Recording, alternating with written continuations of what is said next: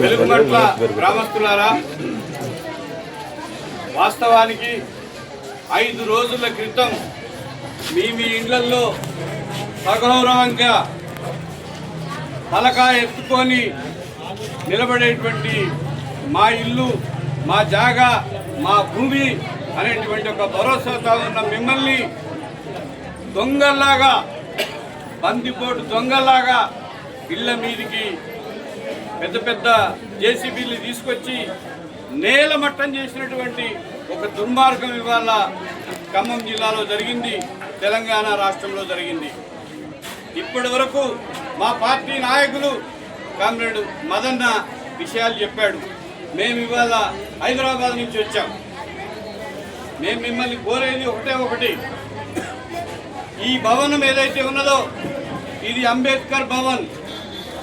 ఈ అంబేద్కర్ అనేటువంటి ఒక పెద్ద మనిషి భారత రాజ్యాంగం రాసి ఈ దేశంలో ఇల్లు లేని వాళ్ళకి ఇల్లు కట్టియాలి, భూమి లేని వాళ్ళకు భూమి ఇవ్వాలి, పని లేని వాళ్ళకి పని కల్పించాలని అంబేద్కర్ అనేటువంటి ఒక పెద్ద మనిషి ఈ దేశానికి ఒక రాజ్యాంగాన్ని ఇచ్చాడు. మనమేదో అడుక్కోవాల్సిన పని లేదు, ఇది మన హక్కు. అందుకని మన హక్కుగా ఉన్నటువంటి ఇళ్ళని దొంగల్లాగా ఈ ప్రభుత్వ అధికారులు, పోలీసులు కలిపి వచ్చి మనల్ని ఇక్కడి నుంచి ఖాళీ చేయించినటువంటి దుర్మార్గం ఏదైతే ఉన్నదో ఈ విషయాన్ని మా పార్టీ సిపిఎంఎల్ యూడెమోక్రసీ సీరియస్గా తీసుకుంటూ ముఖ్యమంత్రి గారిని కూడా మేము కలుస్తాం, వివరాలు చెప్తాం.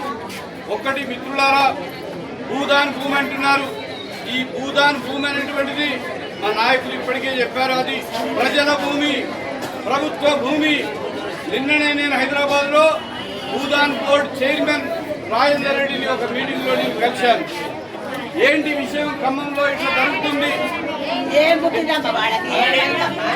వెలుగుమట్ల దగ్గర మీరు ఇచ్చినటువంటి భూమిలో వాళ్ళు గుడిసెలేసుకుంటే 10 సంవత్సరాల తర్వాత పొంగులేటి శ్రీనివాసరెడ్డి, తుమ్మల నాగేశ్వరరావు వీళ్లకు సంబంధించినటువంటి మంత్రుల ఆజ్ఞల మేరకి వాళ్ళు ఈ భూమి ప్రభుత్వానికి అంటున్నారు.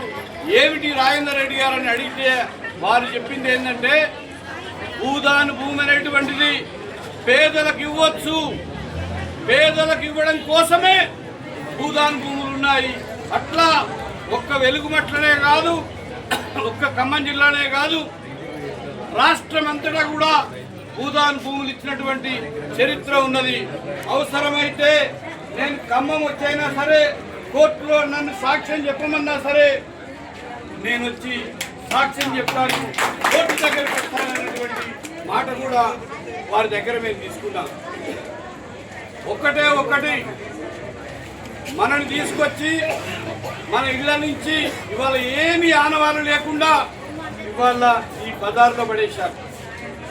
బజారు కూడా కాదు, ఇక్కడ మనకు మన ఆత్మ గౌరవం, మనిషి అనేటువంటి వాడికి ఒక ఆత్మ గౌరవం ఉంటుంది, మనిషి అనేటువంటి వాడికి ఒక ఇజ్జత్ ఉంటుంది.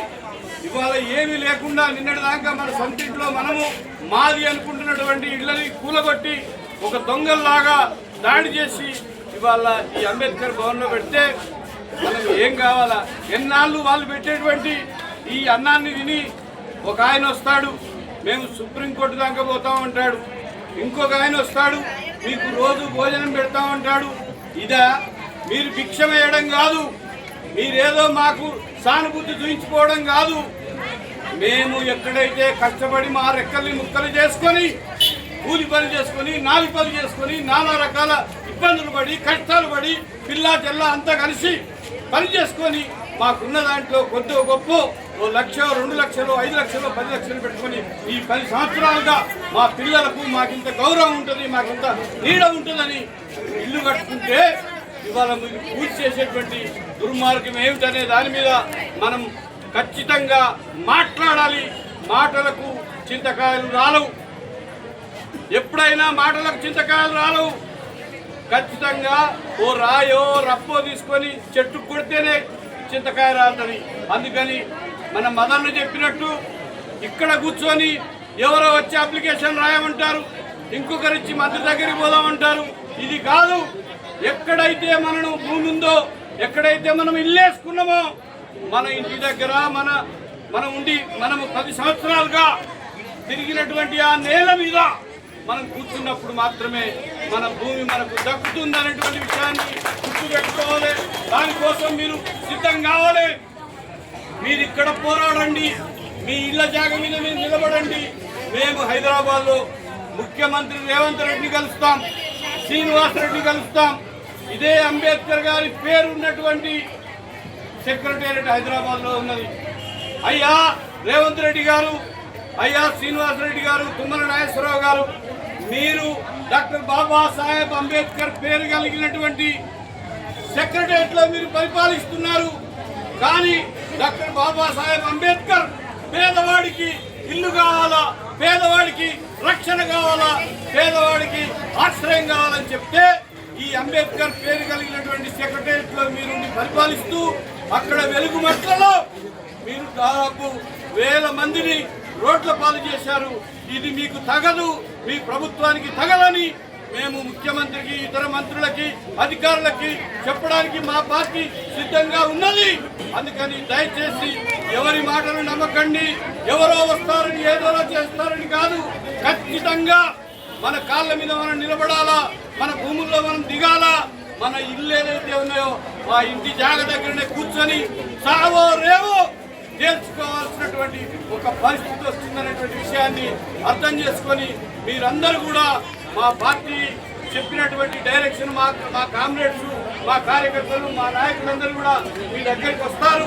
మిమ్మల్ని తప్పనిసరిగా మీ భూములు దక్కే వరకు మేము మీతో నిలబడతామని చెప్పు ముగిస్తున్నాను.